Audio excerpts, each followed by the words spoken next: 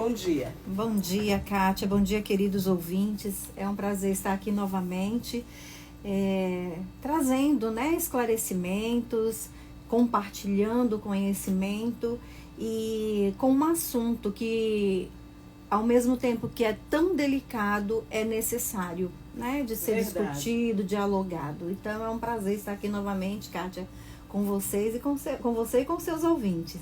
Eu acho interessante, doutora, porque ontem eu estava realmente, quando a senhora falou assim, tão necessário, tão delicado, mas tão necessário, né? Eu estou fazendo um curso de ciência política e eles estavam falando de como os debates acontecem nos Estados Unidos. Às vezes assuntos monstruosos são levados a debate e todo mundo entende que precisa ser debatido, ser ouvidas várias versões, várias partes, isso para chegar a um consenso. Aqui nós somos um pouco sensíveis demais à verdade, né? E a gente começa falando o seguinte, fazendo a seguinte pergunta: quais fatores podem levar uma pessoa aparentemente equilibrada e sem histórico criminal a cometer um ato extremo como um homicídio? Bom, na verdade, todo ato é independente, seja ele criminoso ou não, ele tem uma variante aí, Kátia, de vários fatores determinantes para que tal ação aconteça, né? Então, a primeira coisa que nós precisamos entender é isso, que não existe um fator único determinante, existem vários fatores, né? Dentro do senso comum, a sociedade costuma apresentar as suas ideias, né? Sem um conhecimento dentro da ciência, né? Pautado em cima de muita emoção. Mas dentro da ciência, através dos estudos, nós entendemos que há vários determinantes, né? E dentre esses determinantes, nós precisamos entender que dentro do contexto psicológico, existe aí algumas questões dentro do contexto de transtornos, mas para além dos transtornos, existe também as questões traumáticas, as questões que você mesma trouxe, que são as provocações, Sim. né? Porque, assim, eu costumo dizer que é uma coisa que assusta muito as pessoas nas minhas palestras e nos meus atendimentos, que dentro de todos nós existe um monstrinho dormindo, adormecido, Sim. né? Aí, claro que dentro de cada abordagem vai trazer um nome diferente para esse monstrinho adormecido, né?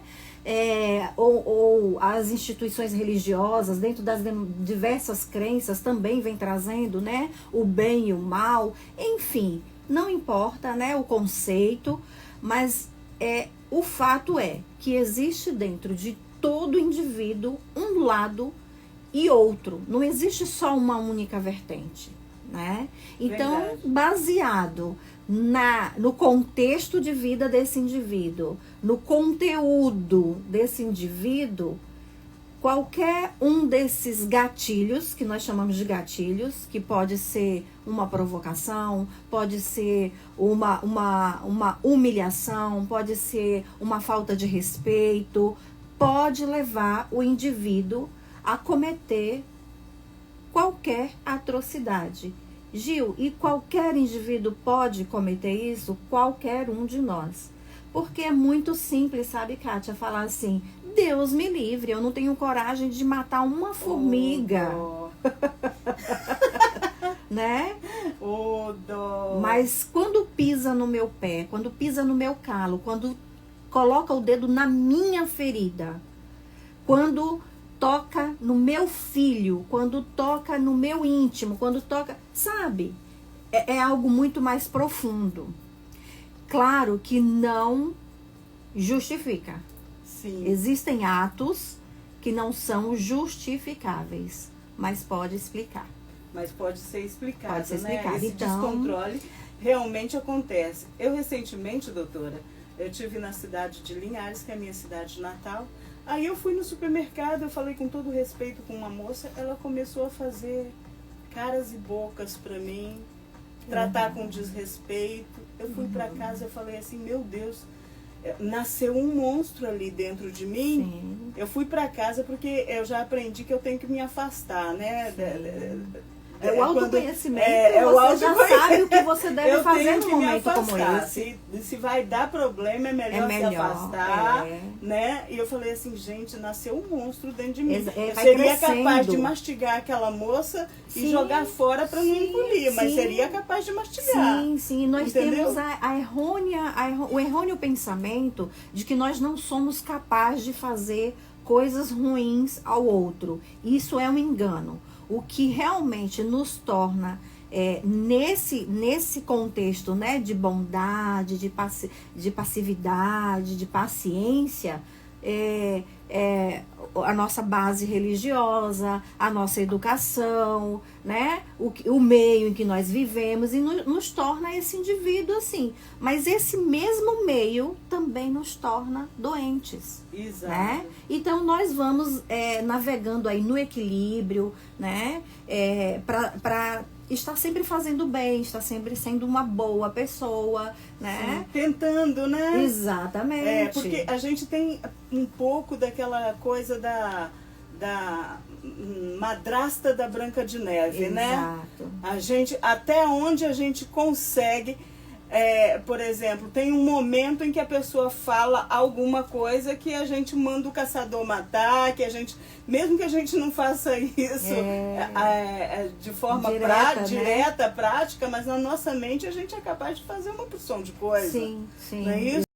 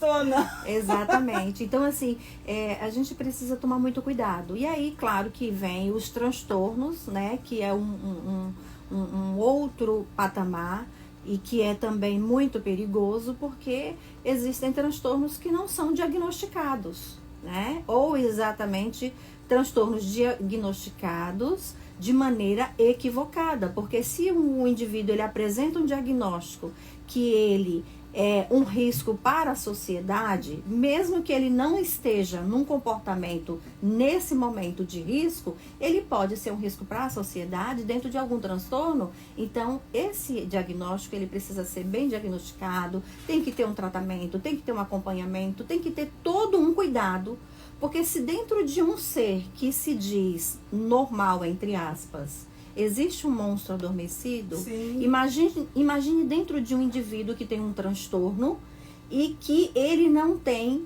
controle 100% dos seus atos 24 horas. E recentemente tivemos casos de assassinatos por motivos de som alto. Tivemos casos por motivos de discussão política. Tivemos recentemente caso aí, um empresário que matou a esposa e a irmã num surto, sei lá o que foi que aconteceu. Falta de respeito mútuo pode estar nas raízes dos conflitos que acabam em violência? Essa é a pergunta que eu tenho para a doutora. E também perguntar o que contribui para que desentendimentos se tornem fatais. O que acontece na cabeça da pessoa? Isso é incrível, né? Isso é real.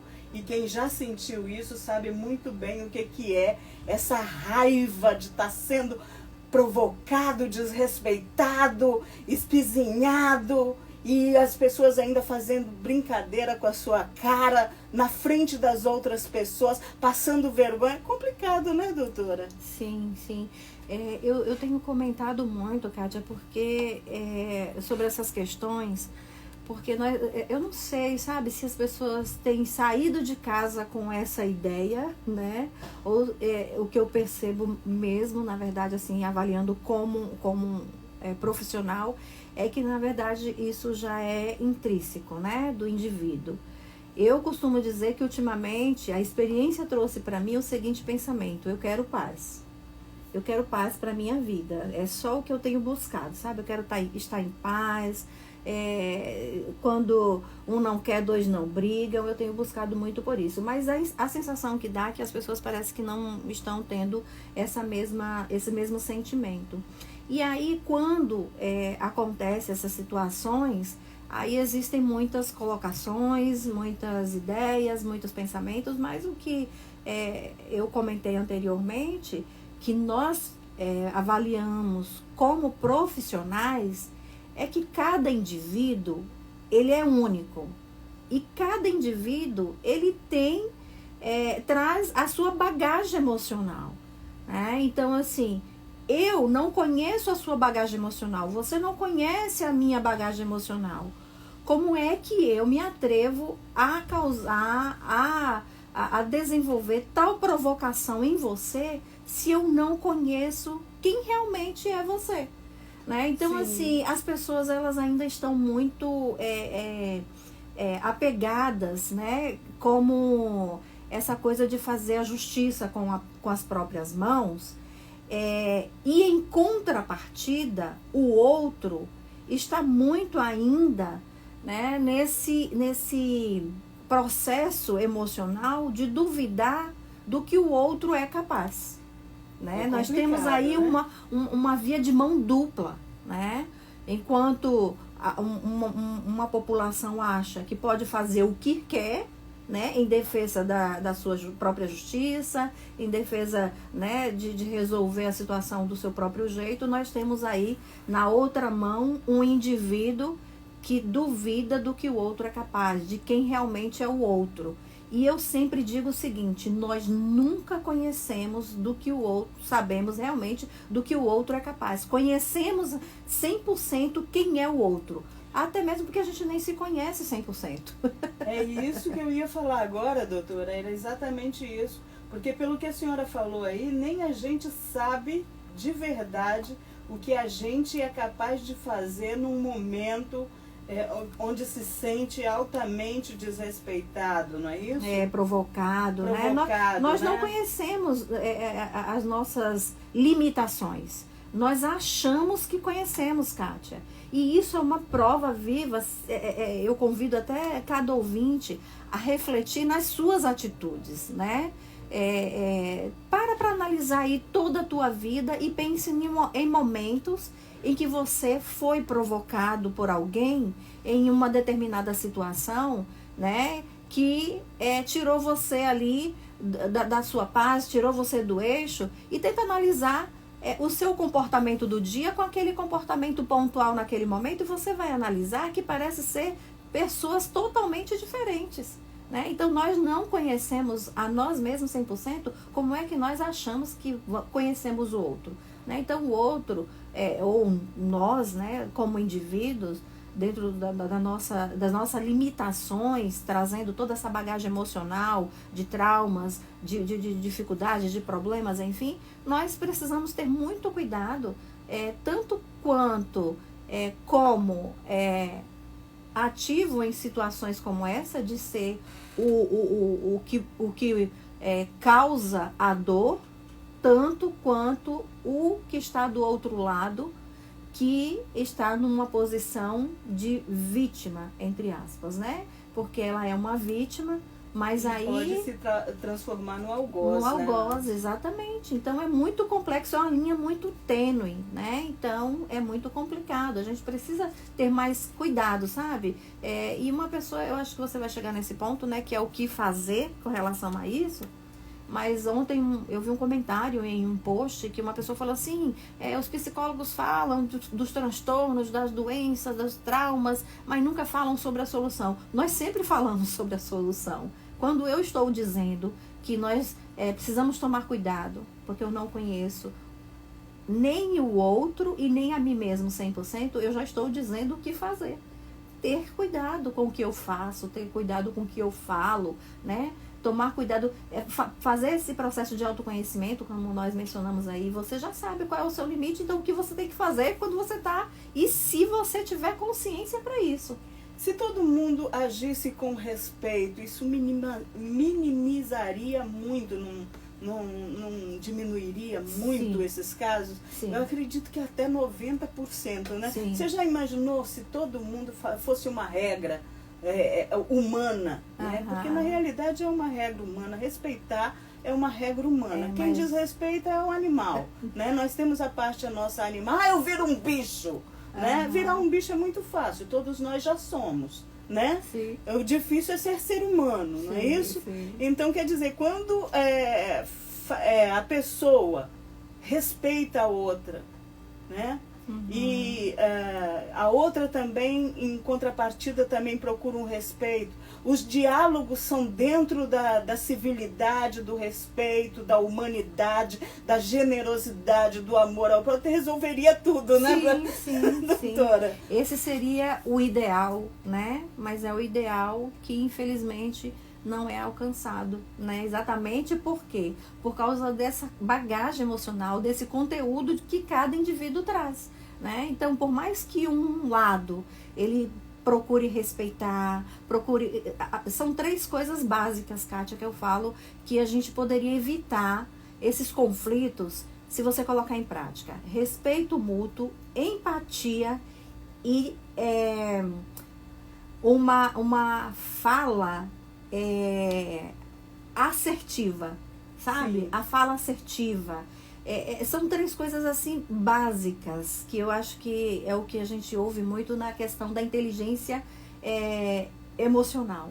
Para você ter uma inteligência emocional, você precisa ter isso, sabe? Ter respeito mútuo, você precisa ter empatia e você precisa ter um diálogo, uma fala assertiva, que é muito mais difícil. Eu acho interessante, doutora, a senhora falar isso, porque eu acredito que deveria ser ensinado na escola. Sim. Principalmente o que é uma fala assertiva, né?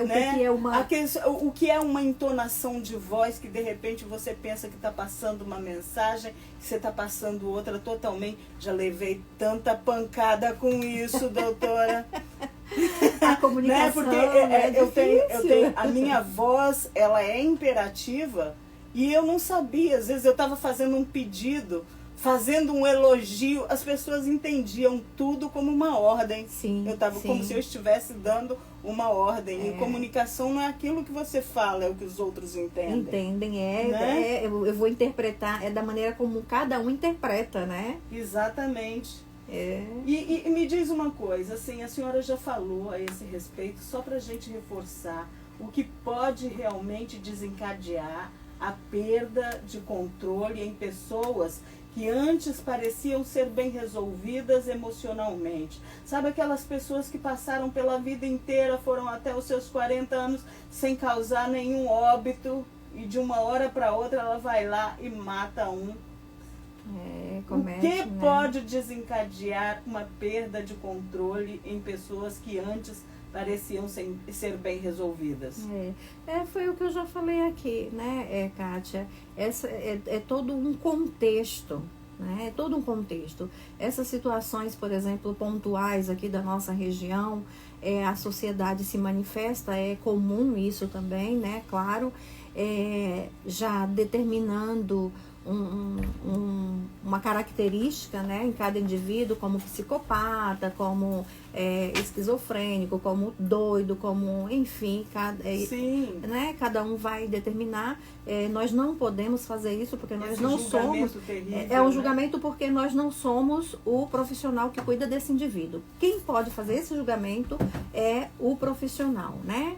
Então, assim, como profissional, o que nós percebemos é isso, né? Nessas situações pontuais aí da nossa região, pelo que foi analisado e pelo que foi falado, em cima do que foi falado, o que se percebe-se que tem situações diferentes para cada ocorrência aí, né? Então, existiram situações que traz agora, né, à tona um possível transtorno. Existem situações aí que percebe-se que existe aí realmente um indivíduo que aparentemente não tem nenhum tipo de transtorno, porém houve essa situação da provocação intensa e num ato, né, que a gente fala assim, do ápice, né, daqueles indivíduos envolvidos na situação, vai aí e comete uma atrocidade sem sequer pensar em nada. Mas por quê? Porque existiam várias coisas favorecendo antes para que culminasse nessa tragédia, né? Então existem vários fatores, né? Então sim, a gente precisa estar atento a tudo isso. Hoje, uma freada no trânsito, uma buzinada no trânsito pode gerar um homicídio, né? Sim. Porque você não sabe aí como o outro está. Então, assim, a gente está vivendo aí num conflito muito grande, né? De sentimentos exagerados. E aí é dentro do contexto familiar, nas comunidades, em todo lugar onde tem gente, existe esses conflitos mais enérgicos, né? Então, existem vários fatores. Não tem como eu determinar, sabe, Kátia? Não, é por isso. Não tem porque o indivíduo, ele é subjetivo, né? Ele é subjetivo. E o indivíduo, ele passa por processos de mudança. O indivíduo que hoje, ele é de um jeito, que tem um comportamento de um jeito, daqui a algum tempo, daqui a algum mês, sim. Ele pode mudar por sem vários dúvida. Fatores, né? A gente vai mudando no decorrer da vida. A gente sim. não é a mesma pessoa que estava há 5, 10 anos. Exatamente. Né? A gente foi modificado. Doutora, eu quero agradecer a sua participação. A gente falando aí com o ouvinte, né? A gente conversou a respeito dessa... Nós temos que ter uma direção pelo que a doutora falou, e pelo que eu entendi e sintetizei aqui de forma caseira, a gente tem que ter uma direção defensiva não só no trânsito, mas na vida, né? Cedendo respeito às pessoas, tratando as pessoas com uma certa equidade, e se afastando quando os ânimos se exacerbam, você percebe que você está ficando muito emotivo, muito emocionado, se sentindo muito provocado, se afastar. E às vezes não é só se afastar fisicamente, se afastar fisicamente e se afastar emocionalmente da situação. De repente você tem que se descobrir, né? Se entender, sim, né, doutora? Sim. É o primeiro passo, sabe? De todo indivíduo, é conhecer a si mesmo, né? Quem sou eu de verdade? Né? O que eu sou capaz de fazer quando eu estiver em tal situação? Claro que você só vai saber do que você é capaz quando você estiver em tal situação. E isso é uma verdade, assim, que nós percebemos na prática.